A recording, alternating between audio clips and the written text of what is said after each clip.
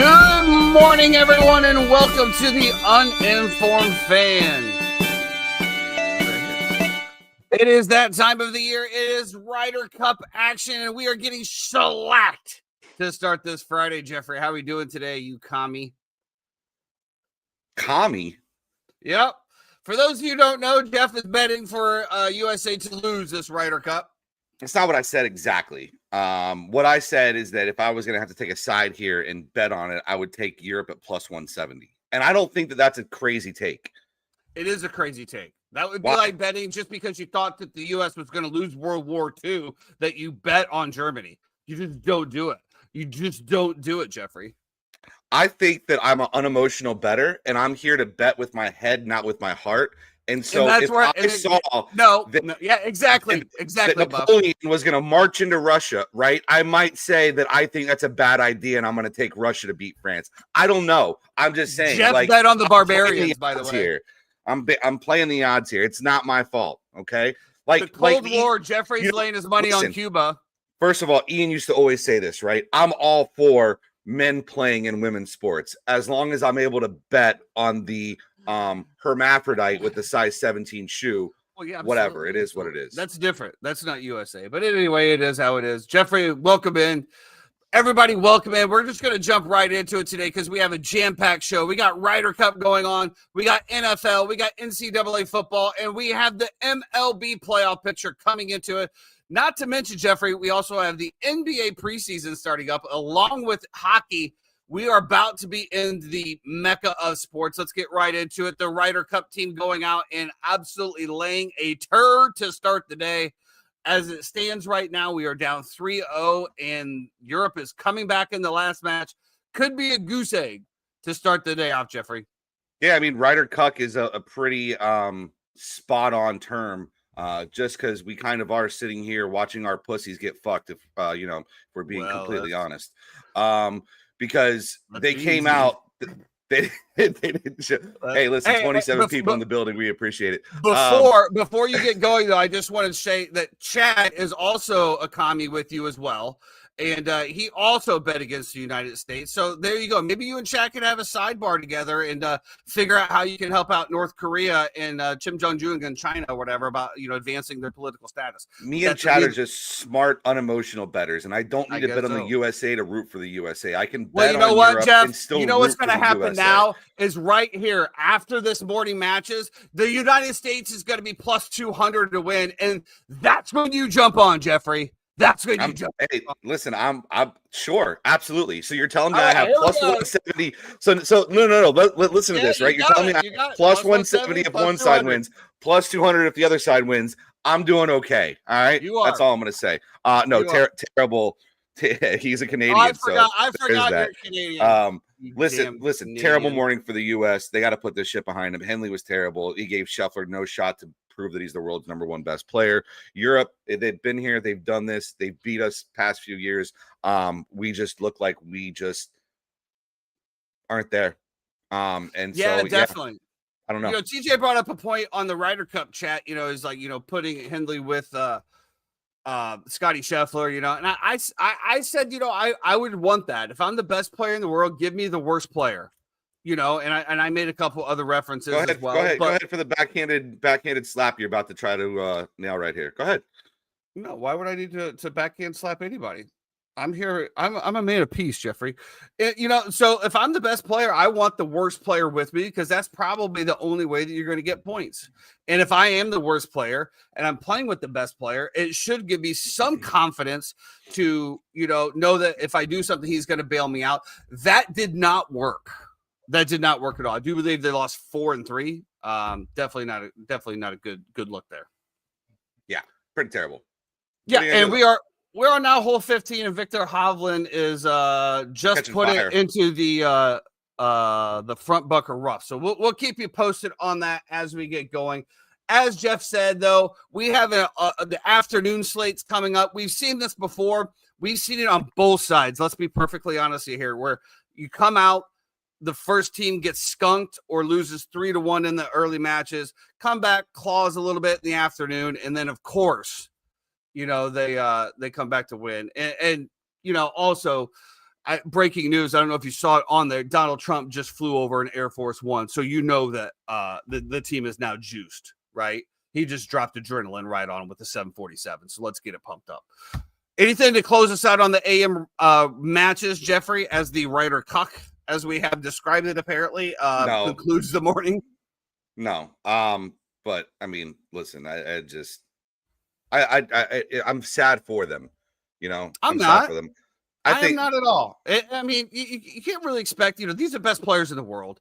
You're not going to come out and, and just skunk them all the way across. I don't know what, Jeremy, maybe you can look it up. What is the most lopsided victory in Ryder Cup history for the Americans and for the Europeans? Tyson, none of those early matches were close. There was no back and forth, right? No, we started off. But this is how golf goes. You know this as well as I do. Golf goes, you could be great in the morning and shit in the afternoon. I mean, I think of all people, you should know that. What's that in reference to? Nothing. Absolutely nothing. Yeah. Let's get on. We'll continue to monitor as the days get going. Last night, we did have some football action on. Chad has brought it up. The Seahawks, Cardinals, 23 Seahawks, Cardinals 20. Jeff, here's what I took away out of this game and what I've been seeing as a trend. I've always said that with the NBA, there's no point even watching until you get to like the 5-6 minute mark in the fourth quarter.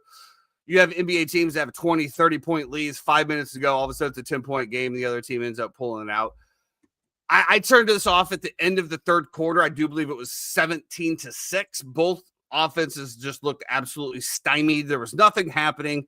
And then lo and behold, I get up this morning, and it's 23-20. They give up, what was it, 20 points? I don't know, whatever, 20 points in the fourth quarter. Is the NFL turning into the NBA, Jeffrey, where I don't even need to watch the first three quarters anymore? I can just turn in for maybe, 15 minutes in the fourth quarter, maybe 7 minutes to go, and just watch the condensed in the last 7 minutes to see what happens. Because for whatever reason, again, it was 17-6, 23 points allowed through three quarters and 20 points in the fourth quarter. What changes? What changes? You have the Seahawks defense that held the Cardinals to 6 points, and then all of a sudden you give up 14 in the fourth quarter like it's nobody's business. Yeah. To answer your first question, is the NFL turning into the NBA? Absolutely not. No, that's not. I meant not necessarily turning into the NBA, but like, do I even need to bother watching the first? Because I mean, we both agree sometimes. Majority of the time, the first three quarters in the NBA, we can just skip it, right? Right. But that's also a something of, you have 82 NBA games that you're watching throughout a regular season. There's a finite amount of Sundays and football games that you have. Good point. To be able to watch. And I love when Big Cat had this take on Pardon My Take one time that basically, your number of games that you have left is finite, and it's decreasing every single time you watch a game. So no, for me, I would like to watch the entire game. I want to watch every snap. I want to watch every play. I want to watch how the lines are reacting with each other. I want to watch the way the DBs are communicating on the back end. I want to see all of it. And so is that because of fantasy football though? No, it's because I love football. Okay. It's because I love football. And okay. Will I have 15 prop bets for every single game that's played and that's on TV? Probably. Because I like it and I enjoy it, and I think there's an edge to be had, whether it be you taking totals, overs, or unders, whatever it is. This game specifically, it just seemed like, first of all, I thought the Cardinals stood up a little bit. I know that at the end, Kenneth Walker and Zach Charbonnet both ran decently well, but I did think their rush D was okay. Sam Darnold, I still don't trust. It's just one of those things. In big moments, he had a big throw to Jackson Smith and Jigba down the sideline to put them into field goal range, and then they end up missing the field goal anyway by Jason Myers, which gives then the Cardinals a chance to come back down the field, score the touchdown, and then go ahead and end up losing the game at the very end. Shout out to TJ from Prop Stars. I believe he's now 8-2 on the year on his locks. He had Marvin Harrison Jr. I think. Whatever it is, it's an incredible run. He's doing great. If you get a chance, go follow him on Prop Stars. He puts out the shorts that he has for every single week. So really, really big shout out to him. I did have the Seahawks. I couldn't believe this line. I didn't understand it. All the professional bettors that I listen to and follow on podcasts all loved the Cardinals in this spot, and they were almost completely correct. If the fact that special teams doesn't come once again and play into the NFL with this terrible kick this kid made after they scored the touchdown, you knew as soon as you saw the ball go, and now they're getting the ball on the 40-yard line, it's just one of those situations that, it kind of is what it is. And you have, they had 2 timeouts, I believe, that they had at that point, still 1 or 2 timeouts, and you have about 20 something seconds. Any competent team is going to be able to get 25, 30 yards, especially when you're playing prevent defense. So, okay, so let me ask you that question. Let me ask you that. So just what you said, any competent team can get 20 to 25 yards if you're going to play prevent defense. So why are we playing prevent defense? Well, because you don't want to bring pressure and then have somebody one-on-one and have somebody beat you for a big play. You'd rather sit there and keep every. Okay. And so just like you said, same thing with Baker Mayfield and his 3 game-winning drives. I think that we can all agree that there wasn't press coverage. To your point, they're trying not to give up the big play. It's like I've always said, it's playing to lose, you lose. Yeah, so I mean, it doesn't matter if you get beat over the top or not. You still lost. That's a fair argument, but for me, I just feel like you're talking about the results as opposed to the process, right? You would still want to make a quarterback beat you with throws, keeping the ball in front of you over the middle, making them waste timeouts and take a 54-yard field goal, as opposed to you don't want to give a guy single coverage and all of a sudden the game's over because of one play because you brought pressure on a cornerback blitz or whatever it is. I'm not even saying that you brought somebody down to leave somebody one-on-one, and instead of making them earn it over 5 or 6 plays, now you're giving them one chunk play. Now I understand the argument. I don't say maybe like a cover 2, a cover 3, like anything but prevent. Give them a 15-yard cushion. Yeah, I've said for so long that on Hail Marys, I don't understand why they only bring 2 or 3 guys. Like, to me, I don't care how many guys I have on the back end. I want to make sure that quarterback isn't comfortable enough to sit there and run around all day and then just throw the ball up in the air with no. Not have to worry about a pass rush whatsoever. Daniels commie reference? Is that what no? I think it's in general. Like, how many times have we seen that's some dedication, brother. That is some serious dedication. Yeah, I agree. But when we go back and we look at the way that all the NFL games did, we look at Mahomes, we look at Allen, we look at Lamar, we look at all of these times when it seems like the ball is in a quarterback's hand with a minute and a half to go, and all he needs is 30 or 40 yards. Even saying that they haven't been able to move the ball all game long, it just feels like it's, to your point, they just move it down there with ease. They give it up to the kicker. If the kicker makes it, great. If they don't, they don't. It's also the way that, I mean, how many times have we seen these big situations where there's a penalty for either holding or PI or, whatever it is that continues to, extend drives. And it's just the way that they've set up the rules for the offensive team. So, and Europe has now evened the last match. I told you it was a good live bet to take when they were up 2. When did you tell me that? When you were sleeping? No, when I hopped on, I said, "Oh, I'm pretty sure you're going to come back in that other match. It might be a good one to hop on live." I don't know what you look for if you're an Arizona Cardinal fan here. Watching some of the route runs that happened that I did watch for the first 3 quarters, it definitely looked like it just doesn't look like the Cardinals wide receivers are into it. Even Marvin Harrison Jr., I'm sure he's just frustrated, but they did force feed him and it looked like, he was picking up. But, to your point of what you talked about, Sam Darnold, I mean, he's making the throws, man, and he's doing what he needs to do. I still trust him. Yeah, I get it. I mean, you're not going to until he gets into the playoffs and makes the things and corrects the mistakes that he made. But until then, you're absolutely right. But the Seahawks look for real, man. I think that they're definitely going to contend. We'll just see. Recap of the quick Monday night football game for week 3. The Lions 38, Ravens 30. Henry fumbles again in the 4th quarter. This is the second one. I'll tell you, is it time to panic for the Ravens? I don't know if you're going to necessarily panic 4 games into it, but I will tell you this. The Ravens defense, which has always been their strength, is absolute dog shit. Yeah. They can't stop anybody. And I don't know if this game was more of, we talked about the Bears versus the Cowboys, and was it really Caleb, or was it the Dallas defense? Are the Lions really back, or is it just a shit Ravens defense? A little bit of both. What's crazy too is, like, this is a spot this week where I would love to fade this Lions team playing the Browns, one of the best defenses in the NFL, who have, stood up against really good offenses the past few weeks and played their ass off. But there's some kind of weird stat about, like, when Dan Campbell comes off of a win of 6 or 7 or more, they literally just start to roll. It's like a freight train that just takes off and starts going. And especially being at home, if this was outdoors and it was in Cleveland, I might like it a little bit better. In terms of the Monday night game, I just thought, huh? What are you outdoors in Cleveland? I was saying the Detroit-Cleveland game. that's coming up this week. Oh, we're still on the Ravens game. I know. I was prefacing with that and then returning to another point. Oh, okay. Which is that in this game, you asked if is it the Lions are back or is it the Ravens are bad? It's a combination of both. The Lions, maybe I was wrong about them. I still don't love their O-line. I still think that they have a weakness in the secondary. I did think that Lamar was respectfully bad in this game. I thought Lamar held the ball too long at certain points. They gave up 7 sacks, right? 7 or 8 sacks to Lamar Jackson. Getting sacked 7 or 8 times is like makes you think that Lamar Jackson quit, right?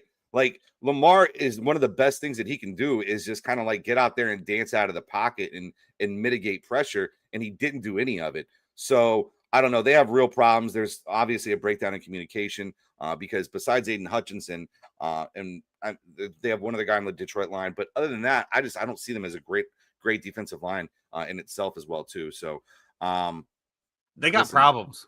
They got a lot of issues. As the Super Bowl favorites coming into the season, it's not going to get any easier this week as well too. In my opinion, they're going to end up 1-3 after this week. So.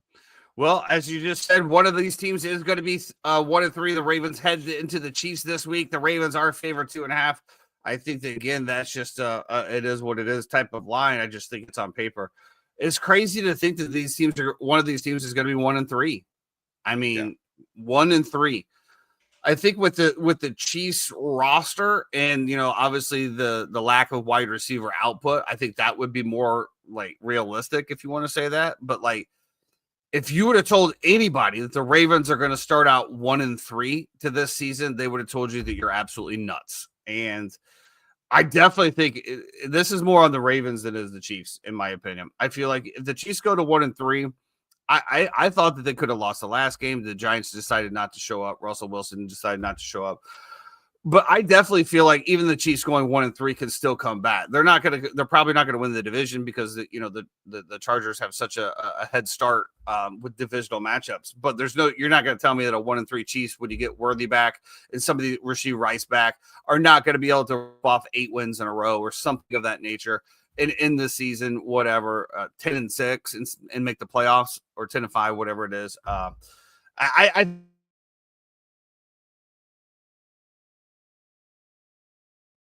this game with all of the expectations that would happen this year, I think that it could put them into an absolute tailspin. Yeah, I think the problem is not to harp on this too much about the Ravens, but you can't be terrible against the run because it sets up everything. If you can't stop the run, all of a sudden play action comes into it with a guy like Goff.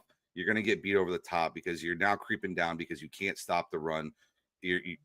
It's just it compounds on everything, and they're so bad against it. And they played a team that's so good at running the ball with Jahmyr Gibbs and with David Montgomery.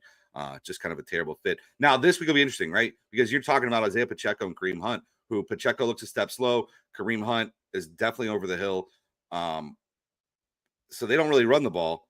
So where does Kansas City go, and how do they take advantage of that? I think will be the key there. I saw a very, very little interesting tidbit. And as an owner of this player in fantasy football, I couldn't have got more juiced.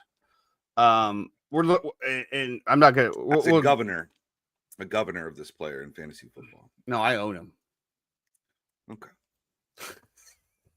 Here we go. There, you know what? Do I say it now? Yeah, I'll just say it now. So I saw this little tidbit that obviously we're going to talk in a minute about the New Orleans Saints going to play the Buffalo Bills, and we'll just go ahead and do this together. The Bills are favored by 16.5. Nobody expects the Bills to lose this game. However, it is also one of those games in the NFL where you just never know. If the Saints lose this one again, they just look at absolute shambles. You have Alvin Kamara that's still on a 2-year deal. How good would Alvin Kamara look in the backfield for the Kansas City Chiefs? To me, if that's on the table, and if you're the Saints, why would you not? You're not doing anything this year. You're not doing anything. Like Kamara is under contract for 2 years. Go get yourself a 2nd-round pick for him, or a 3rd round. I don't know what it would be, but to me, if I'm the Saints, I'm taking whatever I can for this guy. And good God, could you imagine if Alvin Kamara, you get Rashee Rice back, you get Xavier Worthy back, and then you add an Alvin Kamara to the Saints backfield? I'm sorry, to the Chiefs backfield. I think that vaults a 1-3 team right back into playoff contention. Tell me I'm wrong, Jeffrey. I would need to know Alvin Kamara's mental makeup and how good he is at understanding blitz pickup concepts and a new offense. He's been in the years for he's been in the league forever, Jeffrey. That's all on paper. Because he's one of the best backs in the league still. Okay. I don't think he's one of the best backs in the league, but okay, well, who's better? Who's better than Alvin Kamara? Yeah. Do you want me to run down the list of who's better than Alvin Kamara? Yep. Okay, we can just go in division. I mean, I'd take Bucky Irving over Alvin Kamara for sure. Okay. I would take Bijan Robinson over Alvin Kamara for sure. Okay, that one definitely. I would not take Chuba Hubbard. I think it's not too far away. I don't know why we're going down. I don't want to go to this rabbit hole. We have so much to talk about. That's what I wanted to see right there. Wrapped up by you, where I named 25 running backs that I think are better than Alvin Kamara. Can you answer this question for me? Is he better than any running back that the Chiefs currently have? I want to see their young kid a little bit. I want to see the Smith kid that they have on their team. Because I'm just interested to see if he would pop. Okay, I'm not asking. You're talking about now asking for an unproven back. I'm just saying he is better than anybody that they have at the back. Sure. It would instantly vault their run game to a different level. Exactly. Don't say it like that either. Level because I don't. Okay. Don't say it like that. Sorry. Yes. Yes, Amasa. You're just a hater. Team Europe over here. Just busting balls all day long. You owning. Let's get it on. The Eagles are heading to the Bucks, and the Bush League Bucks are going to get absolutely ground pounded by the Eagles, and Eagles by 25. Jeff, what are your thoughts? Yeah, I think Bucks is one of the biggest plays of the week. It seems like the Rams play from last week, though, which is kind of funny. Everybody loved the Rams plus 3.5. Obviously, one of the most brutal beats that you can take with the blocked field goal and Ozempic Davis over there showing off his legs, running down the middle of the field like a gazelle. Now, this game, I think everybody's going to react to the fact that the Bucks are banged up, but they don't realize how banged up as well you have on the other side with the Philadelphia Eagles. I think that secondary is in shambles. I've said it all year. I don't think their secondary is good. Now they got a few injuries to it as well. Besides Mitchell, I think there's a huge fall off after that. And I think bringing back Godwin, we'll see what Tez Johnson can do. I think Kate Otten could have a day as well. I think the Bucks will be able to establish the run. And I think Todd Bowles, listen, if you look at what they have done historically, they have pretty much just leaned on Philly and worn them down to where by the fourth quarter, Philly is so gassed because they're not used to playing in this heat. They can't do it. I see it happening again on Sunday at a 1:00 game. It's just kind of the way it rolls. Take advantage of it while you can. And yeah, give me the Bucks. I have a very interesting bet with my good friend Jay Miller, who's a diehard Philly fan, it's really funny because they were going back and forth about what to make the bet. And one of the bets that they came up with was doing 10 laps around the plaza at Kitty O'Shea's for whoever lost. During the laps, there will be people standing at Patty's and at Kitty's to hand you shots as you pass by. I said, I have too much pride. I will die. Because Frank's like, oh, you can walk it. I go, I'm not walking it, first of all. It's going to be a light jog or a run. When you say around the plaza.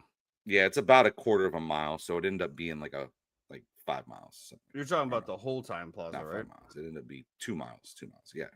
Okay. So we came up with something different, which is on the corner of 535 and Palm Parkway. Whoever loses, just like the sign guy who was always out there spinning, with the loser will have to wear the other team's gear and hold a sign that says that their team sucks for an hour before their first playoff game. That's assuming that everyone gets in the playoffs as well. I'm going to go ahead and say that I think Philly and Tampa are making the playoffs this year. Yep.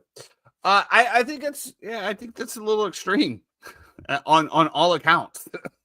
to be honest with you, can't we just do a bar tab or some shots or something? No. I mean, I guess the Bucks aren't losing the game. The Bucks aren't losing the game. I'm so confident that Tampa Bay is winning this game. I can't tell you. And he's giving me 3 points, so we'll take that as well too. So, okay. Well, we'll see what happens. It's definitely going to be a good game. I think we can Bucks all day. If you can catch plus 3.5, still grab 3.5. I think the Bucks are the better team. I think you're talking about the two best GMs in football so far, in my opinion, that have built rosters in terms of Jason Licht and Howie Roseman, especially in the NFC. I think both are elite at what they do, finding talent, developing talent. being able and able to move off talent as well too. So Justice. I mean, do you see the trophies behind me, bro? Do you see the banners? Or you can't see the banners on the wall. Don't tell me I don't know what a winning team looks like. what banner do you have behind you? I lived through the Jordan eras. Okay. What do you mean? What banner do I have behind me? I have the 6 NBA World Championships. I have the 3 NCAA championships. Football. I have the 2 basketball back-to-back championships banners back there. Let I also say that the only school in history to hold both the college basketball and football national championships in the same year. I think he was just trying to say, like, as like an athlete, you don't know what a winning team looks like. Not like as an athlete, I don't know. Okay, yeah, because I've never won any accolades as an athlete. You're absolutely right. Both of you are talking out of your ass. Neither one of them know you're talking about, and that's going to lead us into the Las Vegas Raiders. Bro, I had the 1985, possibly one of the best teams ever assembled. Okay. I watched Sexy Rexy take the Chicago Bears to the Super Bowl. I lived through Devin Hester, Brian Urlacher, like the Singletary, Ditka. Like, come on, bro. Come on. 1985. Stay in your lane. Stay in your lane. 1985. Right. He said Justice. Yeah. Well, if you had one of the best teams that ever played, you would probably still reference it, Jeffrey. 40 years ago. Do you think that the 2021 Bucks that you won that Super Bowl, do you think that was one of the best teams to ever play the game? No. Exactly. So that's the only reason why I'm referencing it. Okay. Yeah. I mean, talent-wise, you could argue it, right? Antonio Brown, Rob Gronkowski, Mike Evans, Chris Godwin. Get out of here. Get out of here. Bunch of guys who probably might make the Hall in the O-line as well. Chicago Bears versus the Las Vegas Raiders in Las Vegas. Tom Brady. This line is going back and forth. It's kind of crazy. I don't know. The whales are just hammering both sides. It went from Bears -1.5 to Vikings -1.5, and has went back 4 times in a row. It seems very, very, very okay. What are we doing here? Come on, fingernails. Get a real QB. Okay, you win, Justice. What? Go Bucks. Bush League Bucks. Y'all Bush fucking League suck. Bucks. Bush League Bucks. Line back and forth. However many years, and now just completely. It's crazy. I'm just gonna watch the Ryder Cup. You and Justice can talk about whatever you want to talk about. All right, line going back and forth. Bears, Raiders. What do you like here? Well, I like the 17th tee shot from McIntyre. Right now, it's +1 Bears on Hard Rock Bet. I don't know. I feel like it's just a stay away game. I think for you guys, I think it'll be a good game. You know, you got a nice little 425 kick, your main stage again. I don't know. I do like. I need to see it from Chicago. I feel like I can't bet on Chicago until I see them do it like back-to-back weeks, you know? Well, let me stop you there. First of all, you should never bet on Chicago. We've seen like moments of greatness, and then we've also seen moments of assness.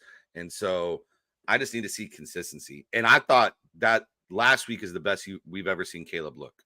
So my question is this a step, right? Has Caleb taken the step, or is that a one-off game? Well, so this is exactly what me and cousin Clay were talking about yesterday, because he asked me, should he start Baker Mayfield or Geno Smith? And this was something that I bounced back and forth with. Obviously, we can both agree that Baker Mayfield is light years away the better quarterback of the two. However, the Eagles defense, you just don't know. And then I also started that, I think it was I can't remember who the last 2 were. I'm just going to bring this up real quick. Stafford, we're talking about fantasy, put up 24 against the Eagles, and Mahomes put up 30 points against the Eagles. So they do have holes in a quarterback can feast when it comes to fantasy football. However, my biggest question is the Bears' defense. Like, okay, so obviously the first 2 weeks were absolute dog. And then they held the Cowboys relatively in check, but CeeDee Lamb also went out very early. Still don't have their starters back. So I just don't know what to make of the Bears defense. I think, I told him, Geno's probably the better play, just because that Bears defense can get carved up. But I don't know. We're back into a dome, so the weather elements are not, who knows what the crowd's actually going to be. I think this is a very, very important game for the Chicago Bears, and more importantly, Caleb Williams and his painted fingernails. Can he string back-to-back solid games? I think we saw that the book opened up a lot more in week 3. We had Luther Burden the third involved. So now that you actually take your offense and put in the 3-headed monster that is Adunze, DJ Moore, now Luther the Bird the third. Loveland was in there. He got hurt. Cole Kmet still obviously is still relative as far as the offense go. My biggest concern is the backfield, right? You got DeAndre Swift back there. Manungai was back there. We still haven't seen Roshan Johnson. I don't know what's up with that, if he's still hurt. But DeAndre Swift's still putting up fantasy points, but he's not putting up in the way that a running back should. It's a lot of dump off passes, things of that nature. So it's going to be very, very important for that offensive line to be able to establish the run game against them. And then the defensive line to obviously hold off Alshon Jenti, and which we've seen a good defensive line can literally shut him down. Which we've seen that numerous. I think it's a very interesting game for you. It's like I said, betting wise, nah, I wouldn't touch it. I think that I just think it's a very important game. Think about this. I mean, at the end of the day, you come out of it, the Bears could be 2-2. And I think if you looked at the first 4 games and you said, hey, I'll give you 2-2 record to start the season with Ben Johnson's first time, Ashton Jenti. I think that you would have took it. 2-2 off the Ben Johnson's first record. So we'll see what happens. I think it's a good place for him. Right? The Las Vegas Raiders are not the best team. They look in absolute shambles. I want to see, can the defensive line get pressure? Because I watched Geno Smith get absolutely destroyed by the Washington Commanders defensive line to where he had 0 time and put up 0. So I want to see that. So we'll see. I have like a different 4:30 game. Yeah, I have a different thing that I'm circling here, and that is Ashton Jenti. I want to see how Ashton Jenti performs. This is a game, hypothetically, that he should be able to run a little bit. Right? Technically, I mean, the Bears aren't the best against the run. I don't think they're the worst. I think they're kind of middle of the pack right now. So I'm kind of interested in that. I think one of the issues as well, too, when you see backs like these young backs, right? We talk about Travion Henderson, who's not really coming into his own yet. We got to talk about Ashton Jenti, who has had a very disappointing to start the year. And then we talk about a guy like Omarion Hampton, who finally just kind of broke out a little bit last game when Najee got hurt. The problem with these kids is that they're not picking up blitzes. And I think in the NFL, it's a huge thing that you have to be able to do that they maybe weren't asked to do in college and many times, right? Now, Jahmyr Gibbs coming from Nick Saban, he can step right in and understand, going against those guys. But those guys aren't used to going up against a 6'2", 245-pound linebacker who runs a 4'3", coming and hitting the gap, and you having to stand in there and get a shot on him. Otherwise, your quarterback's going to get absolutely drilled. So I think there's a learning curve that's really we're seeing in real time right now with all 3 of those running backs. I want to see how that works out, because there's one thing about Dennis Allen. He's going to try to test them.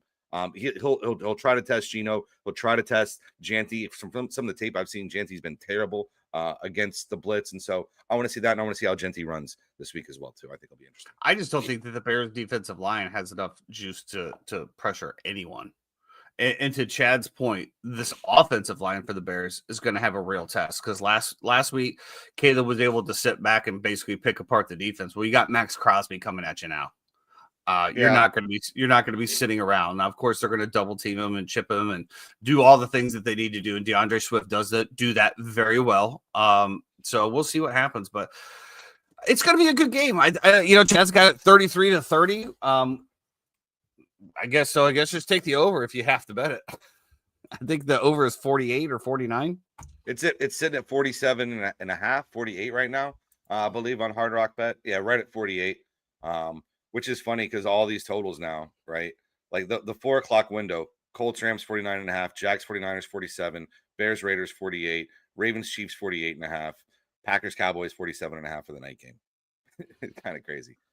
Well, not the 4:30 game. We have 9:30 a.m. starts going off this weekend. We are starting in Dublin, Ireland. The Vikings are traveling over to take the Steelers. Vikings favored by 2.5 here. This is going to be a good game. Obviously Carson Wentz comes in there, does what he needs to do. And again, we've seen multiple quarterbacks come into that team and just basically take it over and continue to do what they need to do.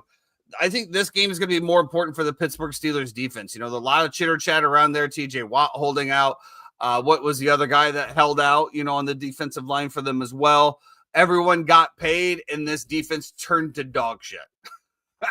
I think we can both agree last year Pittsburgh's defense was stout, a lot of pressure on the quarterback. So maybe this is what we talked about numerous times before. This is the 4th week of the season. So maybe this is their preseason where they're just now getting warm up into football shape. We'll see what happens here. But to me, this game is more about the Steelers than the Vikings. I think the Vikings can lose this game, still not skip a beat. The Steelers need to win this game for their not only their MO for the rest of the way, but do you start the Vikings defense coming off that huge game, right, against Cincinnati? 2 touchdowns, just absolutely just destroyed Jake Brown. And do we look for a similar performance here against Aaron Rodgers? I mean, I don't think you're ever going to replicate what they did against Browning. I do think, listen, I wish there was a thing on Hard Rock where I could click it and says you are not allowed to bet this specific bet anymore. One of them is going to be Cowboys overs, and another one will be Pittsburgh Steelers unders. So USA up 1 going into 17. Okay, great, awesome. Sorry to cut you off. No, please. Listen, please give us a live. You know how much I love Ryder Cup. I told everybody all day. I'm like, that first. This is the best weekend of the year, bro. Like, fire it up and just absolutely munch a ball 340 to try to drive the green. Now he hit 3-wood today, which I thought was interesting. Maybe it's because of the morning dew. He thought that he couldn't get there. And there's a ball there. Well, the dew point makes the ball a little bit. I was listening to Phil Mickelson talk about this one time. About the dew point makes the ball a little bit heavier in the morning, and so you take an extra club anywhere that you're hitting into. If you're playing early in the morning, just a little tidbit. Anyway, where was I at? Tips by Jeffrey. We were talking about the Vikings defense, how they're not going to be able to replicate what they did last game. And then my favorite thing in this game, and we hit it last night. We take kicking props. We just parlay the kickers for 2 field goals each and call it a day. I don't know what's going to happen in this game. I don't know what Steelers defense is going to show up. Obviously they forced 5 fumbles last week against the Patriots, recovered 5 fumbles against the Patriots, which if you know anything about the most obscure data that you can have is being able to recover fumbles. It is an enigma. It is completely random. It is not a stat that is an actual thing. Like, people aren't good at recovering fumbles. It's just you either happen to bounce the ball into your hands or you happen to, fall on it or whatever it is. But you can't dictate the way the ball bounces, right? Interceptions are a different thing and so on and so forth. But lost fumbles are a ridiculous stat. And, of course, they have 5 against the New England Patriots last week, which is absolutely unheard of. So yeah, I must also apologize. They're 1 up through 17. Oh, cool. So we're free rolling here on half a point. Cool. Yep. Love that. I don't know. As somebody that holds a bunch of good defenses with the Vikings, the Texans, and the Patriots, it's one of those things where it's this week between the Vikings and the Texans for me. I definitely think probably the Texans just going up against the Titans, but it's hard to bench the Vikings defense after that performance. Yeah, I don't mind the Vikings defense here at all. They obviously won the game for me last year, putting up 37 points. Very, very interesting. We'll see what happens. This offense is not great. Can we be honest? Like, the offense for the Steelers is not great. You have DK Metcalf, you have Aaron Rodgers, Jalen Warren. I think eventually, like, Caleb Johnson will be a thing. I know we talked about him preseason, and I know obviously he had the terrible situation that happened against the Seahawks, which I don't want to go back and relive. But I think by the end of the year, he will be something to stash, to hold on to. I saw your 6 a.m. waiver wire pickup of my Ollie Gordon that I was planning on picking back up. I just didn't wake up early enough, apparently. The baby, for some reason, has decided that he's going to be up the past few, and he's not a baby. He's 2 years old. And I'm like, get your shit together, homie, because this 5:30, 6 o'clock, 6 a.m. when you're used to waking up at 7:30 is not flying for your boy. Hey, it works on the waiver wire, though. Yeah, I remember those buff 4 a.m. pickups. Yeah, it's gonna give him the I thought for sure. I'm like, there's no way anybody's putting in a waiver wire to pick him up. The only reason why he scored 9 points in previous quarters, he had that one touch where he actually got the touchdown. So I'm like, I'll pick him back up, stash him again. And then I get on there and look, and there it is, 6 a.m. Jeffrey Schneider picking up who has A-Chan? You? No, I don't know. I actually drafted Ollie Gordon. And I dropped him, I think, in week 2 to make some changes. So we'll see what happens. As I just mentioned, the Titans do go into the Texans. The Texans are favored by 7.5. Not much to report on this game other than the fact that this is an absolute must-win for the Texans, even though I don't think the Texans are going to do anything this year. Probably one of the biggest fall-offs from rookie quarterback history, in my opinion, to go all the way to as far as C.J. Stroud did and just see the decline ever since. I would imagine probably by the end of the season, DeMarco Ryans is probably going to be on a hot seat at some point. Can we go ahead? I'm gonna go ahead and say something, because I know that 90% of the people in this world for Survivor this week are going to be on one team. This is my Survivor pick this week. The Bills. Everyone's going to be on the Bills. Is that what you're saying? Yep. And I'm not doing that. I'm taking this Texans team. Yeah, I think Cam Ward just popped up on the injury report. I think Vegas is telling you all you need to know. I think regardless of what you want to say, that locker room is still connected. It's one of the reasons they got rid of CJ Gardner-Johnson, is because of how connected they are. And so I think this is a game where they come out, they fight. Maybe actually physically, I could see Shazier actually fighting. But yeah, Houston, Chad, we're right there, brother. Houston's my Survivor pick this week for sure. Absolutely. Another one of the larger spreads. The Cleveland Browns are heading into the Detroit Lions. Obviously, the Lions coming off that big Monday night win against the Ravens, favored by 9.5. To me, Jeffrey, we talked about this before with the Packers, right? We always say, sell high, buy low. And I don't think that the Lions could be any higher after that game. I think 9.5 is a little much. That Browns defense can show up. But I will say that I think that the Lions are better, I hate to say it, better coached than the Baltimore Ravens at this point. I mean, it's hard to deny it, especially what we saw of the explosive offensive plays against the Ravens game. But those Cleveland Brownies, they're coming off a very, very big win. Is 9.5 too much, Jeffrey? Can they cover, or can they actually sneakily sprinkle the money line here? It's a really good line, and I don't know the answer, honestly. This would always be like an auto play for me on Cleveland because they have a really good defense, but you have Goff coming back home. I think Chad put it in the chat that there was something like Dan Campbell's like 85% when he comes off of a win of 7 points or more against the spread the next week. So this is like an auto play, I guess, in the Lions spot. I don't like it. I wouldn't touch it. And since we've been talking, the line has jumped to 10.5. Yeah, I don't want to. I don't want anything. Chad, we did do the Circa. We didn't do the Circa Survivor. We do our own Survivors and different various Survivor pools. Yeah, which we do put out those Survivor picks on our socials. Next year we'll be back. We just unfortunately life's gotten in the way. We haven't been able to fly out to Vegas to get our proxy in, but hopefully we'll be able to do that next week. Next up. Commanders Falcons. The Washington Commanders heading into Atlanta, and Atlanta coming off that just absolute drudging by the Carolina Panthers, putting up a goose egg. And Falcons favored in this one, Jeffrey. At home. Are you surprised by the line? I'm surprised the way that the line has kind of gone. I believe this opened up. It opened up Commanders favored, correct?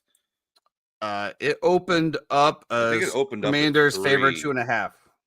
2.5. There was I think it hit 3 at some places as well too. And now it's just kind of bounced all the way back. It's moved a ton.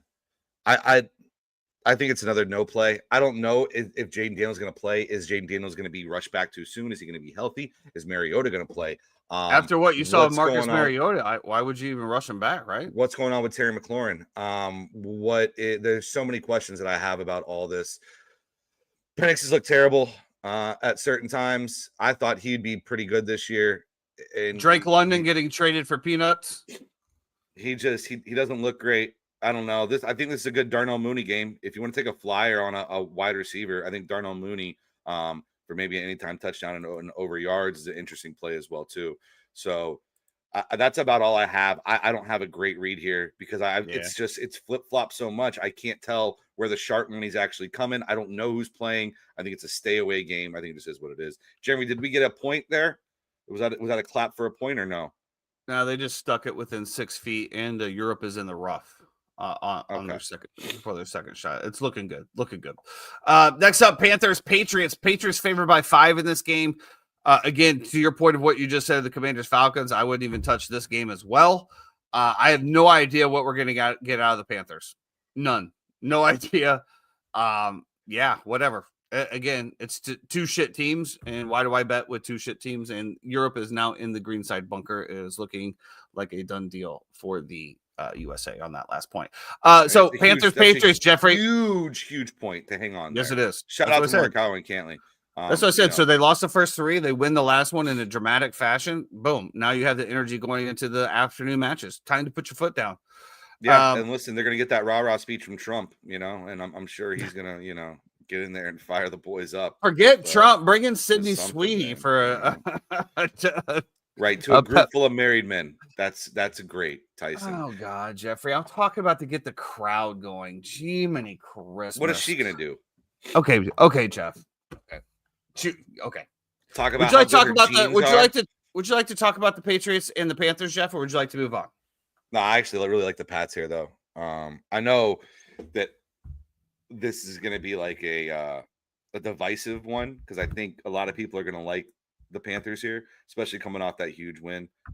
I think it's a good Vrabel spot. I think if we were in the contest, this might be 5 seems like a lot, does it not? I don't think so. I listen. Bryce Young is different when he's not at home. I do like Drake May. I think they get him moving a little bit this week. I think if you look at the way the game played out, they should have beat the Steelers' ass, but they didn't because they fumbled the ball 5 times and it was recovered 5 times. So, yeah, Well, let's get into one of the more targeted games. The Chargers heading into New York. Giants turn into Jackson Dart. Finally. Yeah. I think that Brian Daboll come out and said that was 100% his decision.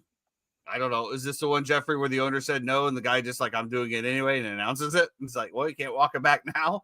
I think that this is absolutely what the New York Football Giants need. They need a spark. I mean, when you got Russell Wilson coming out there and your fans are booing him again, you start out over again. They're cheering Jackson Dart. Give the people what they want. If you're Brian Daboll, bro, I don't even know you make it out of this alive anyway. You had great success with Josh Allen and you've done dog shit. I think that, probably, I know that you're a big fan of Brian Daboll, but one of the things that I really feel like with Brian Daboll, one of the biggest black eyes that he has is the success that Daniel Jones is having in Indianapolis. Yeah. I sent that meme of, when Daniel Jones is playing for Brian Daboll on the Giants, you're like, Daniel Jones is going to get Brian Daboll fired. And then when Daniel Jones is playing on the Colts, coach of the year, Daniel Jones is going to get Brian Daboll fired. He's playing. And listen, Russ, thank God the Russ thing is over. I think now as a team as well, too, you can finally move past that and see that we're trying to progress together. And this is something we did for 3 weeks. I don't understand why it was Russ and not Jameis, first of all. I still don't get that. But, Russ, I guess, wasn't terrible in some of the metrics that he had. But obviously that last game against the goal line stand, if you will, was egregious and absolutely terrible. I would not start Dart in fantasy, at least not this week. 1 point USA. I would be happy to pick up Jackson Dart and stash him on my bench going forward. I just think it's a little bit of a tough sledding here for them. But, yeah, I mean. I was literally surprised at all of the quarterbacks that were getting scooped up in our big league. I wouldn't look. People are scooping up Geno, Jackson. Like, there's like nobody left. You got people that are running 4 quarterbacks on their teams right now. And I don't know if they're just holding that for trade bait or what's happening. But yeah, I mean, I think you stash him, Chad. I don't know if I love it this week just because it's his first start and he's going against Harbaugh and he's going against that defense that has been really good this year against, decent competition. So no, absolutely not. No way you start him. I just don't think you start him this week, but I think you can stash him. And I think, like, I would watch. I love college football. Obviously, you see the hat, you see the shirt. I love college football. I would watch Jackson Dart play and make throws in college where I would be like, holy shit. He looked really good at Ole Miss. Ridiculous. where he's rolling to his left, he's squaring his body up, he's throwing a dart at the pylon that is unbelievable. Pun intended. Yeah, and he has the tools, and I love his moxie, I love his makeup, I love the way that he interacts with his teammates. Even when he wasn't out there, I always thought that Jefferson chain. The other weird thing was too is like, why not have Jameis start? If you're going to start a veteran, have Jameis start and have Jackson be his backup. Because personality wise, when you're talking about really good teammates, has anybody ever been like Russell Wilson was the most amazing teammate and molded me into the person that I was? No, but Jameis, everybody says, is the best teammate in the world. So if you're looking for somebody who's going to be able to coach the kid up and really be there for him and talk to him and tell him what's going on, I thought Jameis would have been the better fit for Can that. you not do that as the third string? And then obviously you put Russ in because Russ still gives you the better chance to win. And I think that's why they started off with Russ. You think that Russ gave them a better chance to win than Jameis, the turnover machine? I love Jameis. I think Jameis is a national treasure. But yes, he is a turnover machine, which is why he's, again, with all of the talent in the world that kid has, which is why he's not a starting quarterback. It's just simply for that fact. I mean, he's the only 40-40 club. Or was it 30-30? I know Acuna was in the 40-40 baseball. Was it 40-40 or 30-30? We're gonna move on. I'm not betting this game at all. If I was going to bet it, I would definitely be taking the Chargers. But it's like one of those situations where it's like a kid's first start at home. There's some weird magic that happens, especially in MetLife, and I want no part. At least there'll be life in the stadium. And I think at the end of the day, as an owner, as a GM, you can have a bad team if your fans are still involved and your fans, aren't out there with pitchforks and torches. And right now they're out there with pitchforks and torches. So you got to give them what they want. And that's what they want. You can be bad, but you have to have direction. You have to have identity. You have to have one hope. Thing that I think fans ask, right? But that's part of what gives you the hope, right? Is that you can see that the organization is headed in the right direction. When you're just sitting here treading water and there's nothing going on, then all of a sudden you feel like, why am I spending my hard-earned time and money on this team? So imagine being a Chicago fan. Exactly. You don't have to tell me. According to Dayball, he is the starter for the rest of the year. There will be no questions until he gets hurt, and then the question will be, where do they go for the backup? Right now, it's still Russ. Yeah, he said Russ is the number 2, and if that's the case, trade Jameis. I don't know why they don't want to. I don't exactly. Maybe they just like him in the locker room. I don't know what it is. Well, man. maybe it's to your point, Jeff. Maybe he's developing the young kid, and everybody loves him. So why trade him if you can afford him? And listen, I'll say this about Jameis real quick, just to wrap this up. If there's any person who's going to talk to a young quarterback who has a ton of swag and who has all the talent in the world on how and what not to do in the NFL and how to learn from my mistakes, it's Jameis Winston to Jackson Dart. How not to be super turnover prone, how not to go out and put yourself in bad situations. I'm saying he can be like, this is what I did, and this is why it didn't pan out for me. This is how you should learn from it. Right, but I think that's. I'm not going to beat him up there, but I mean, of course, yeah. But what? Well, I mean, he just had a couple of starts. It was last year where he threw a bazillion interceptions again, where he was turning throw a bazillion interceptions. He also threw for like 450 yards. It doesn't. You can throw for 5,000 yards, but if you turn the ball over, you're going to get in trouble. That's all it is. Jags 49ers, Jeffrey. I don't know who's playing on the 49ers. Is it Brock Purdy? Is it Mac Jones? Doesn't matter. The Jags are definitely trending up. Brian Thomas Jr. yet to be involved. Trevor Lawrence and Mr. Duval look like they're getting on the same page. Can the Jags go out to San Francisco and pull the upset? No. Okay. Colts Rams. Indianapolis Colts to Indiana Jones heading into LA. This is one of the games that I have circled here. I think this is going to be a great, great, great game. Love McVay, love the Rams. I think that they're an actual Super Bowl contender. I think that they could definitely compete with the Eagles and whomever wants to be thrown up with them as long as Stafford stays healthy. They have a great receiving core with Devontae Adams, Puka Nacua. The run games, it's just a well-coached team. We can agree with that. The Jags are going to go out there on the West Coast. I think that this is definitely a prove-it game for the Jags as well. Can they not only win, but can they keep it close? I think 3.5 points seems a little sketchy to me. On paper, you would think that the 49ers should absolutely dominate this, even without Kittle, et cetera, et cetera. What are you looking for in this game, Jeff? I want to see what Daniel Jones is on the road against the decent pass rush and a good defense. It's just tough because they're on fire right now. Like maybe the best combo. Who's on the road? It's in San Francisco. I thought we were moving on to Colts and Rams. Oh yeah, what am I talking about? You said Daniel Jones. I guess that got me thrown up. Daniel Jones plays for the Colts. Yeah, I'm in a space time continuum at the moment. I apologize. Okay, please continue with Indiana Jones. Sure. Yeah, I'm kind of with Chad here. I do like the Rams spot here. I just think we're at a point now where we've gotten to the hype train that we have. Thank you, Ian, for chiming in. It's a pleasure to have you here today. Looks like Ian's banned again. Stop banning him from the chat. Yeah, he wants to be here. Then he needs to learn the rules of the road. You're not banning him. I don't like the hook. I don't like the hook here, Chad. And I'll tell you why I don't like the hook here. It's because the same shit I just saw between the Seahawks and the Arizona Cardinals, to where I could see them being up by 10 or whatever and allowing a score to go down there to with a minute to go to have. Yeah.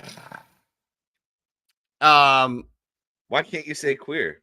Where they go down there and give up the points to boom. There it is. I don't know. Unban him. Nope. What? How are you going to ban Ian? You walk into a room and you just start saying hateful shit. You know, contribute something first. He said to paint your nails. That's all Correct. he said. Correct. Free Ian. I'm with you, Justice. I think it's crazy, man. Is this America or is this, North Korea?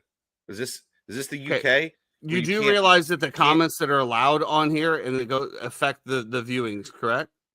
Do you understand that? Not so far. Well, then what are we doing? Wait for the three. Should we just end the show? I think it'll get loaded up on by game time with a bunch of Colts money coming in, especially when people lose early games. That this will try to be their get back because they're going to think that they have an edge and the books are making a mistake. The books don't make mistakes. The Rams are the play here.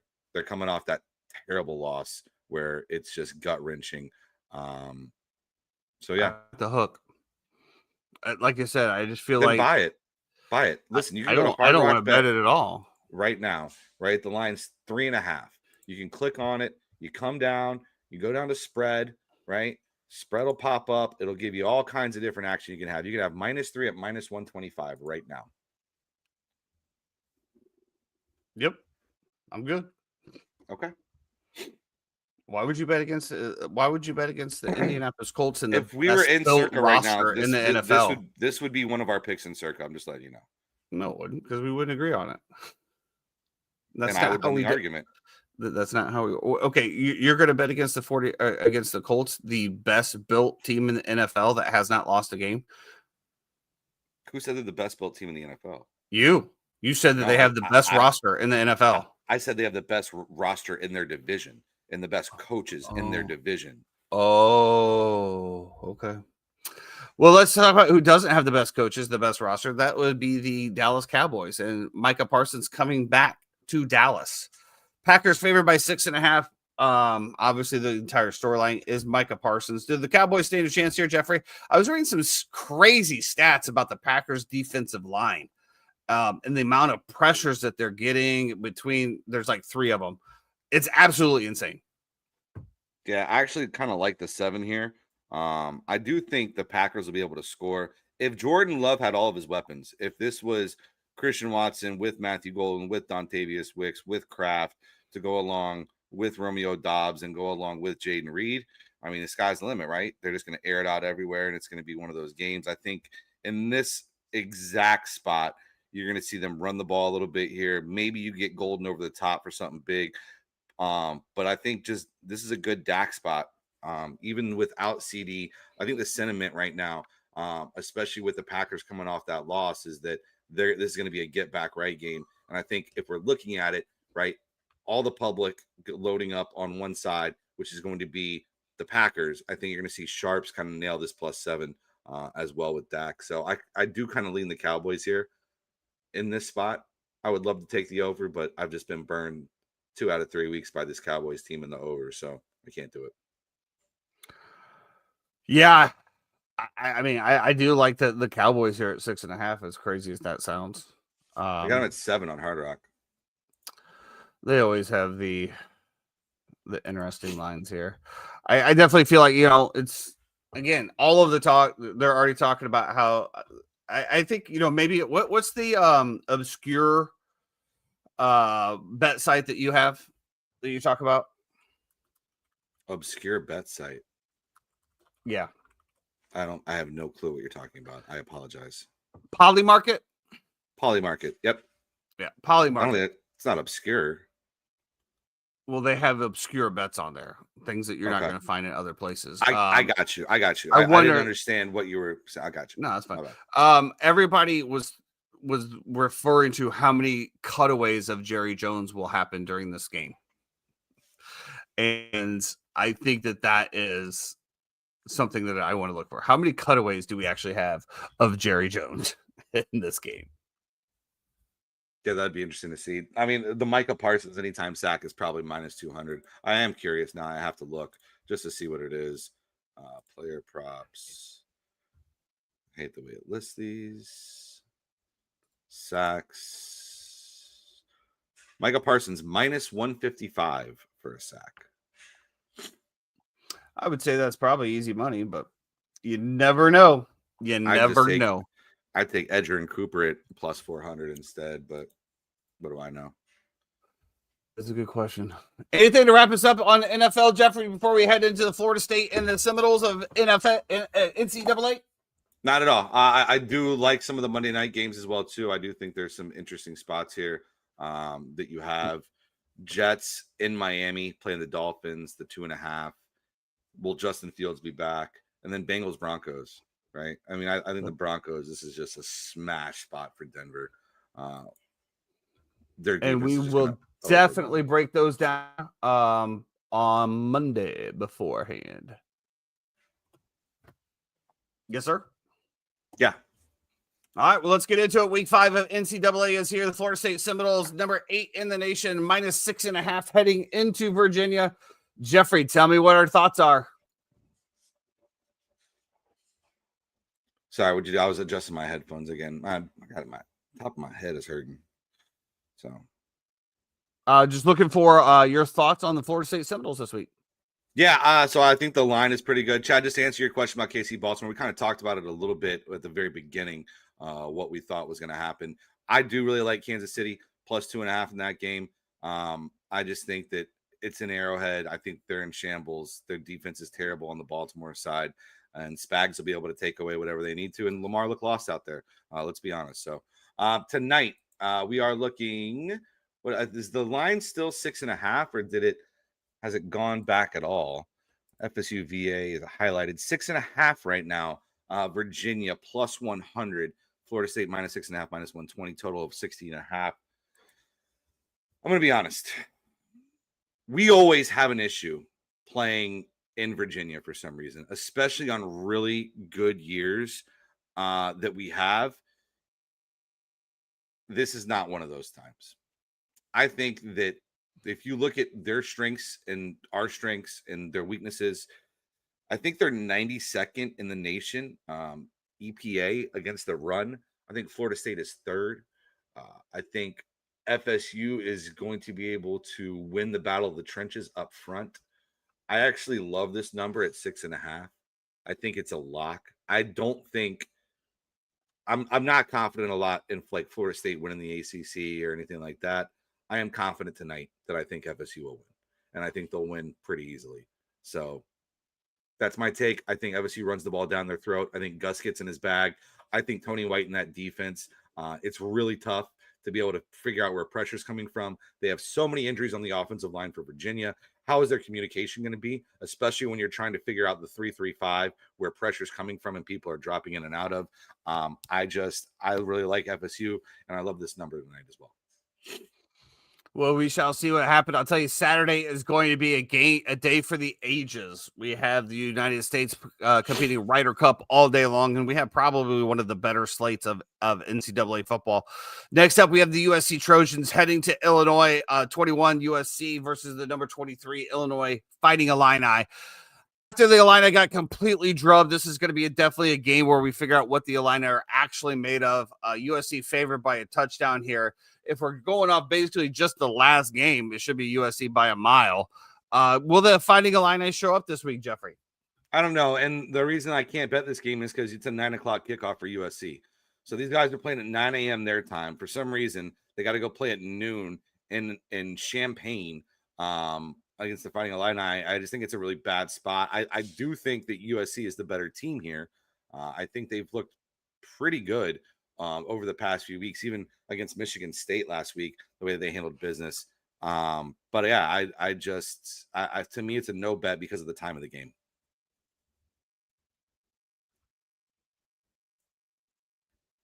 It is interesting. So I'm just trying to work on something that's going on over here.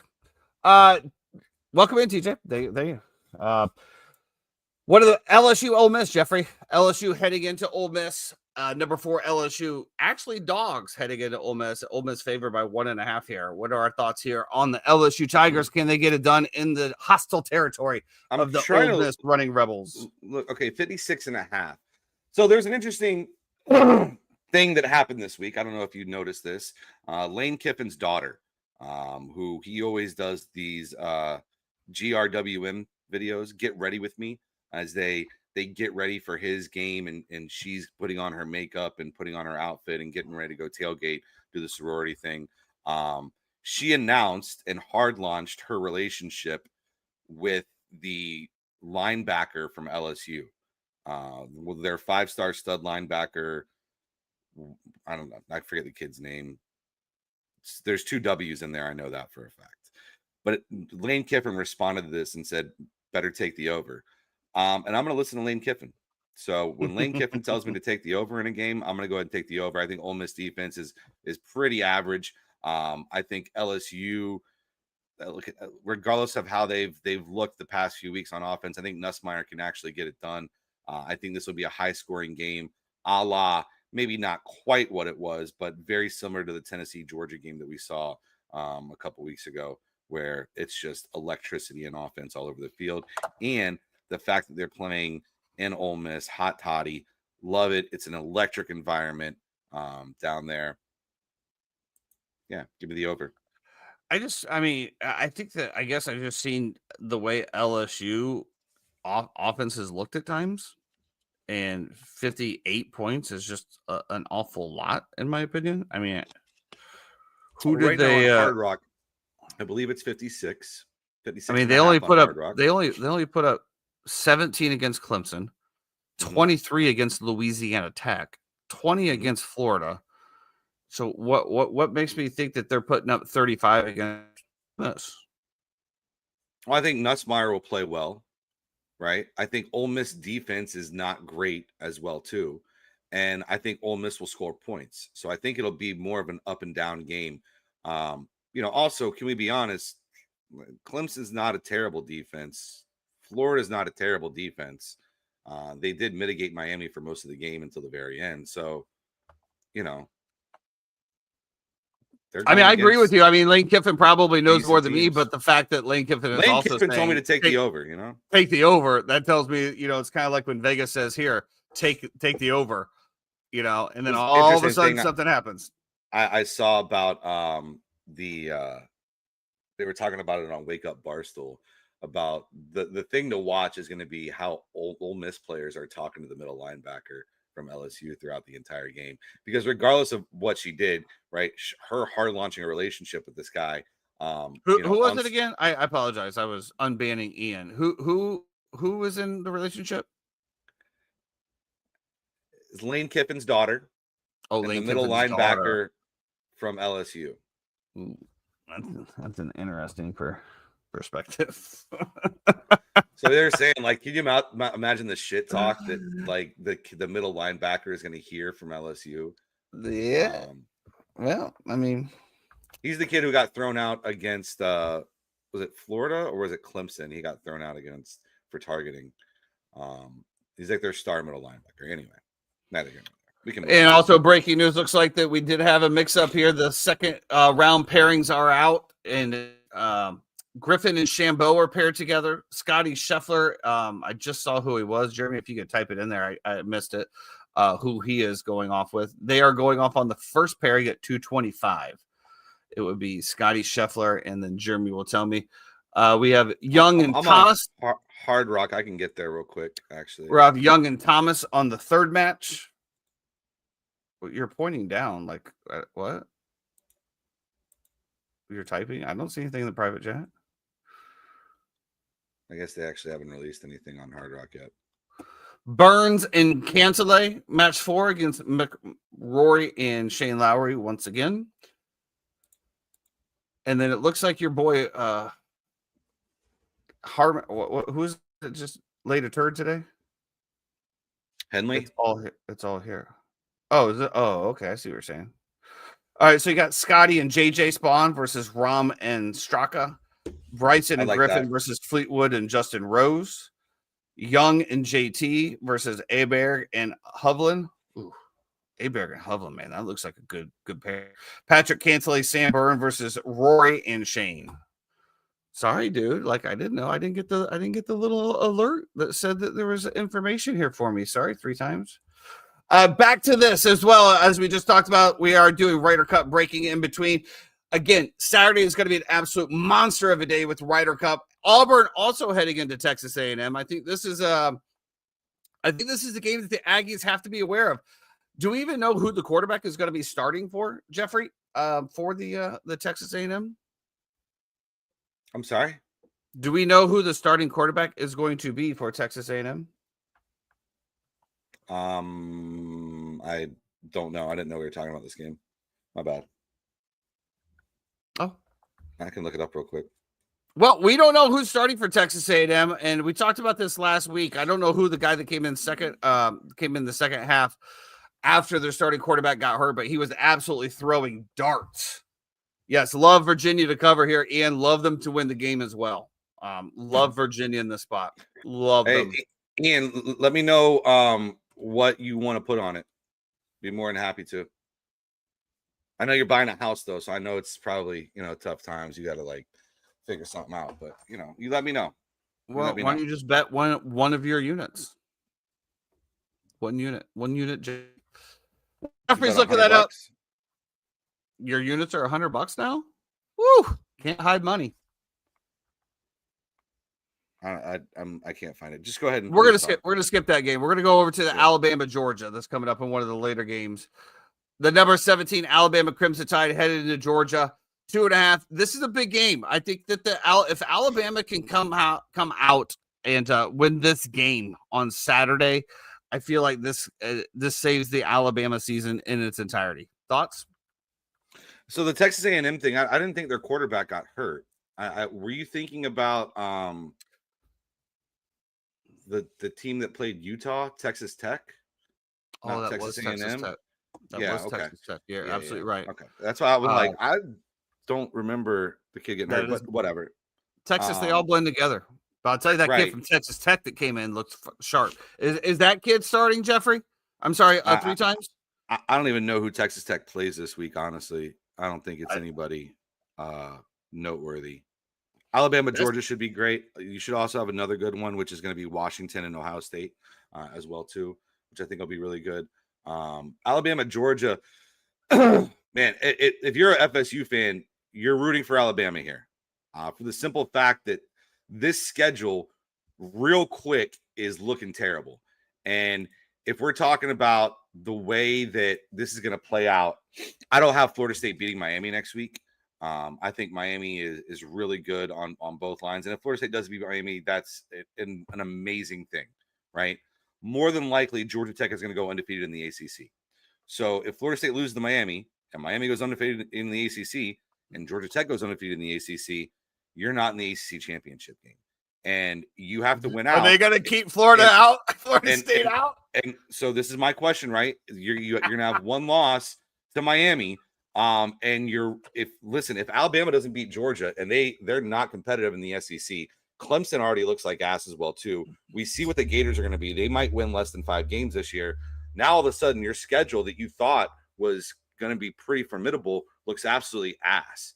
And so, did you say that the Florida State schedule on paper was formidable before the year? That's who we're talking about right now. Yeah. You don't think you're No, I just want to make sure I Alabama. Yes, I'm just want to make sure. Thank you. That's Miami, all I'm asking. Clemson and UF, I think, are formidable opponents for 4 of your games. Absolutely. And how many games do they play total? Believe they play 10 or 11. I don't know. So 35 to 40% of your games are competitive on paper. I think that what we talked about before the year, I was hoping they would win one of those 4 games, because I think on paper and after last year, you're talking about teams that on paper are stacked up roster wise and recruiting wise, especially high school wise, better than you are. So I got Alabama, Miami, Clemson, and Florida. Okay, yeah. so yeah, four out of the 1, 2, 3, 5, 6, 7, 8, 9, 10, 11, 12. 12. 4 out of 12. You have competitive games. I don't think I didn't say don't think that competitive. there's I said on paper those rosters are probably better than you. Well, I mean, again, though, we didn't really know what Florida State Seminoles were going to do, but I would think that after the week 1 and what we saw at Florida State, and then week 2 what we saw at Florida State has a better team than maybe, like you said, well, definitely better than Clemson. And honestly, I don't know if talent wise it's better than Florida, but your coaching staff is light years ahead of you, so that makes Florida a little brother. I think the only one you're really even competing with is Miami. I think that you blow everybody else away. Well, this is the problem. I don't think that there's any way that with 12 teams, even if a Florida State loses 2 of those games, I don't see how they keep you out. I think that it is going to predicate a lot on what Alabama does. Like if Alabama comes out and gets rolled against Georgia, then do you look the part anymore? And let's say you come out and Miami slaps you in the face, which they can with the way that those defensive and offensive linemen are. You know, I see it happening again. I think the Florida State Miami game has more importance than the Alabama Georgia game, to be perfectly honest with you, just because the bias that is the SEC and the schedules that they have. And that's no knock on anybody. I'm just, if like you said, if Alabama Georgia is competitive and Alabama has 2 losses, and that's all that they have to the end of the year, I think even probably a 3 Alabama team gets into the 12, depending on like what you said as far as how do they lose. If they're competitive, if they get their doors blown off anymore, then yeah, it's going to be an issue. But I think in the college football world, a playoff without Alabama is, kind of like finding a new planet. Yeah. I guess. I'm trying to look for the Georgia Tech schedule. This Georgia Tech schedule is absolutely hilarious. The other big game that we have as well, too, is going to be Oregon Penn State. Yes, that is going to cap off the night. And we have a Big Ten rematch here. And this is the first test for Penn State. And I think that, to your point, we're talking about important games. This is probably Penn State's most important game of the season, I would think. I don't know exactly who else they play. Jeremy, maybe you could tell me if you know their schedule. Do they have Ohio State? They do have Ohio State November 1st. So it's these 2 games. This is it. You have Oregon, and then you have Ohio State. Those are the only 2 games that Penn State has this year. You have to win this game. If you look to me, but we want to talk about schedules, right?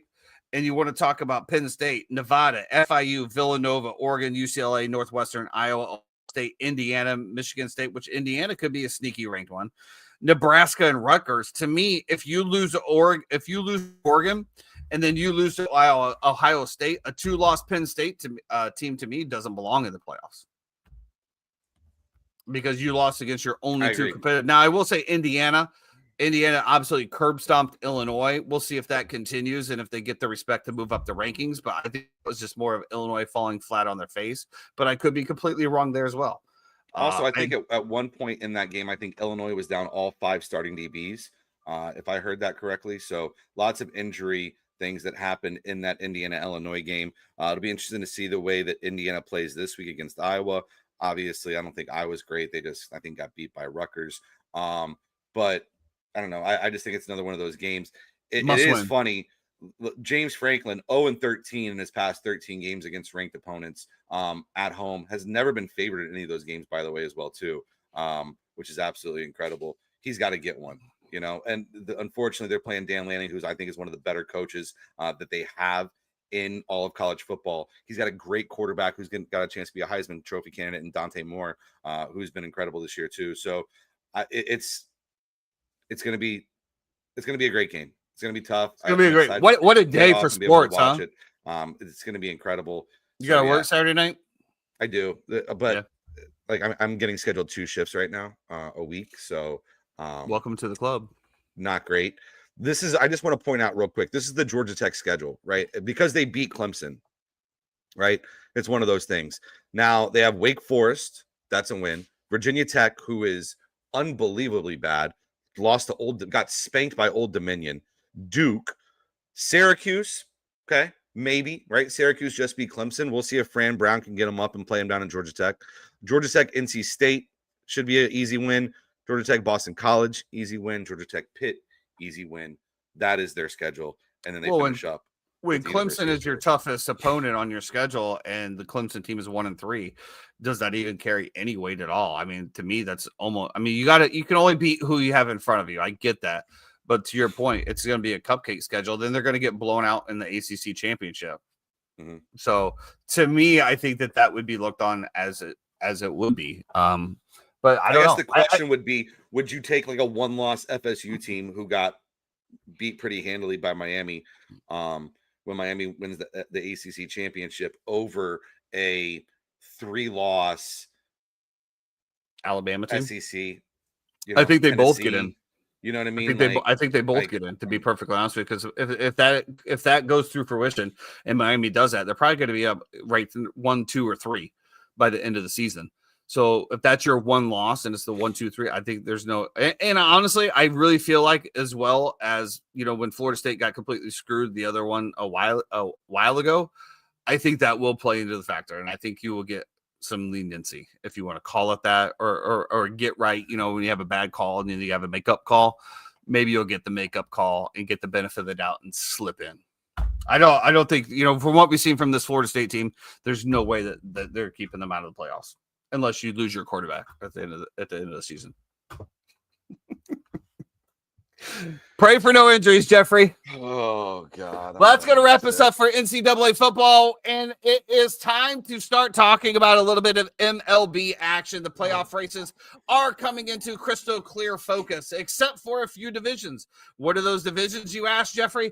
That is the AL East and the AL Central. The AL East is tied between the Toronto Blue Jays and the New York Yankees. We have 3 games to go? I don't know. Jeremy, 3 times. How many games we have? 3 games left in the season. Wow. 3 games. Wow. So we played 159 games, and we have 3 games to determine the division winners here. And I know that 3 times was looking up to see if we had some other division champions. I'm pretty sure I picked the Yankees here. I don't think either one of us picked the Blue Jays, did we? I don't know. I mean, you can spout off whatever you want. I just don't think that we have. I saw the Cubs clinch or whatever the other night, right? The night that I saw you at Boat, whatever. They won. They clinched their wild card or whatever it was, and they zoomed in on the guy in right field with the scorecard that was yelling the whole game at Bellinger that was sitting in front of us. I thought it was pretty funny. I think the biggest question here, and I've had this conversation in a few different group chats, MVP this year. What do you think about the MVP this year? Are we talking about AL or NL? AL. I mean, I think it's between Judge and Cal Raleigh. Yeah. And obviously, Judge has all the statistics sway way toward Aaron Judge. But I think there's an argument to be made about Cal Raleigh playing every day behind home plate. He doesn't play every day. Lefty and righty. As somebody that had him on his fantasy team, he takes at least 1 day off a week, maybe 2 in some weeks. Now, that is normal for catchers, though. Every catcher is like that. I'm saying that's what I'm saying, but he didn't play it every day. The catcher position to playing the outfield for the Yankees and not playing it at the same level of defense that Cal Raleigh plays catcher. Can we say that? No, I think to each their own. I think that, obviously being involved in every single play is something, but there's also something about sprinting, 50 yards and making a leaping catch or running into the wall or, making the sliding catch in the foul ball territory. I think to each his own. I think for me, where it's going to come down to is just the overall OPS and the average. I mean, Judge is hitting is 326, Rally's hitting 247. That's a big gap. That's a point. So that's a 0.8 gap. Do you think that we get to a point though where Aaron Judge is great, right? He's incredible, and much like LeBron James, you could make an argument that he could be the MVP, much like Michael Jordan was. If that makes you happier, you can make an argument that the guy could be an MVP every single year because he's the best player in the game. Correct. Well, same thing with Lamar Jackson and Josh Allen last year. And listen, I said this about like when you looked at the Jokic and Embiid thing, right? When Embiid won it a couple years ago, and Embiid had an incredible year, and he was healthy for pretty much the entire year, and people still felt like Jokic deserved it. But comes a point. At what point do we say you have to recognize these guys having incredible out of body, unbelievable years, and you have to reward that. And I think it's a point of fatigue where like we get tired of the same guy. There's almost like this greatness bubble that we have that we become numb to because we see it so often. And it makes us want to give it to the other person. Do you think that there's any part of that? No, absolutely not. I just look at the stats. I mean, I just don't see how you have a guy that's hitting 326 versus a guy that's hitting 247 and say that he's better. I mean, I get it. He has 10 more home runs. He has, and he's a switch hitter, 18 more RBIs, but his OPS is over 40 points lower. His WAR is 0.4 lower. And again, you're hitting a 326. And let's talk about how many times Aaron Judge has been walked and just straight put on base because they won't face him. Nobody's putting Cal Raleigh on. I haven't seen it. Jeremy, maybe you could correct me if I'm wrong. I have not seen Cal Raleigh intentionally walked yet. Ask your chat GPT how many times Cal Raleigh's been walked this year intentionally. I think you got to honor the greatness. Obviously, I'm a huge Cal Raleigh fan because he's, he was a Cal Raleigh has 0 intentional walks this season. Judge has 36. I mean, I get it. And it's kind of like the same thing that we talked about Lamar and Josh. Well, Lamar's already won it twice. Josh has had a great season. It's just, but if you look at it on paper, I mean, okay, the only thing that Cal Raleigh is doing better is he's hit 10 more home runs.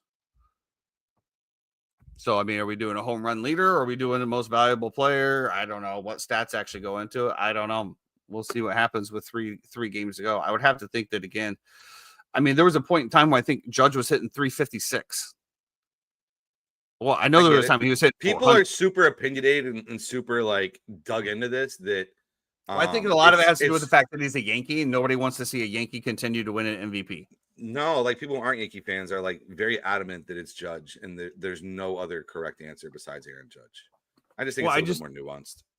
Well, I think that when it comes down to it, Jeff, what defines the MVP? And I think that's where you're going to come into the fact of nobody will give you a straight answer. Yeah. Is it the most valuable player of the entire league? Is it if I take this player off of this team, how many wins do they still have? What is the exact? That's how I've always viewed it. Is like that person, and obviously, if you're going to be the MVP, if that's the case, then Paul Skeens. The guy finishes with an absolute, what was it, 1.96 ERA this year, and he had a 1.97 ERA last year with over something like 200 strikeouts. He's the only person in MLB history to have those stats in back-to-backs and have a losing record. Do you see the video of Livy Dunn in the box, screaming with the Miller Lite? Yes, good for him. But then, did you also notice that she looked up at the TV and then? Come on, okay, yeah. What? Anyway, AL East still up for grabs. What is she supposed to do? Look up, see herself on TV, and be like, "Oh, don't do anything." I don't know, Jeff. There's no right answer here. There's no wrong answer. Let's just live in the moment, buddy. Just make an observation. I'll tell you, what are the Central race, the AL Central, the Cleveland Guardians have went 8-2 in their last 10 games. The Detroit Tigers 2-8 in their last, to be absolutely tied once again with 3 games to go. I want to say that we did make a pick in this one. And I think it was between those two teams. Yeah, actually, I think I had Minnesota, to be perfectly honest. I don't know. Who has clinched though? The Seattle Mariners have clinched, the Phillies have clinched, the Brewers have clinched, the Dodgers have clinched, the Cubs have clinched their playoff spot, and the Padres have clinched their playoff spot. As it sits right now, we have Detroit versus Cleveland, Boston versus New York to start off. Mets versus Dodgers. Now that one could change because the Mets and the Cincinnati Reds are neck and neck for that last wild card spot. San Diego is wrapped up and they will take on the Chicago Cubs, with the Brewers and the Philadelphia Phillies, the Blue Jays and the Mariners all waiting for their first round buys. Jeff, we're about to get into the mecca of sports. This is absolutely the time I get giddy. Not only do we have Ryder Cup to kick us off, we have MLB playoffs starting up. The NHL preseason has started. NBA is starting to heat up as well, as much as NBA can heat up before the playoffs, I guess. Football is about to come into prime time. College is taking off. What a time to be alive, Jeffrey. Indeed. It's the best time of the year. And it's a time where it's like, sometimes you think about like, you know, I'm going to take a month off, sober October. And you're like, fuck, dude. I have all these things that are going on. It's incredible. It really is. We're so blessed to be in this moment right now with each other. It really is. Got off to a rough start, but we're here and we're together. So yeah, let me ask you this. Go ahead. Go ahead. No, please.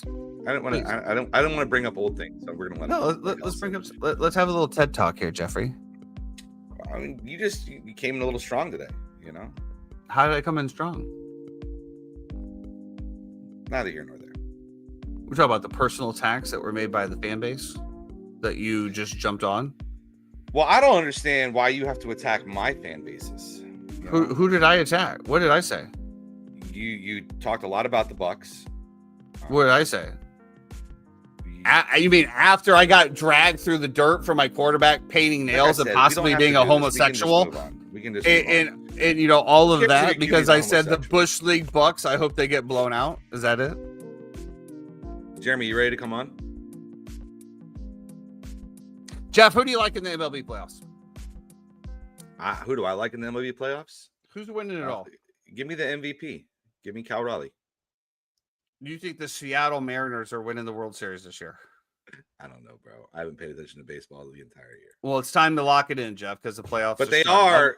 I'll give you the first round pass. I'll give you the first round pass. To me, if it stays like this, and if not, I'm just going to slide in Cincinnati for the Mets. I really don't care.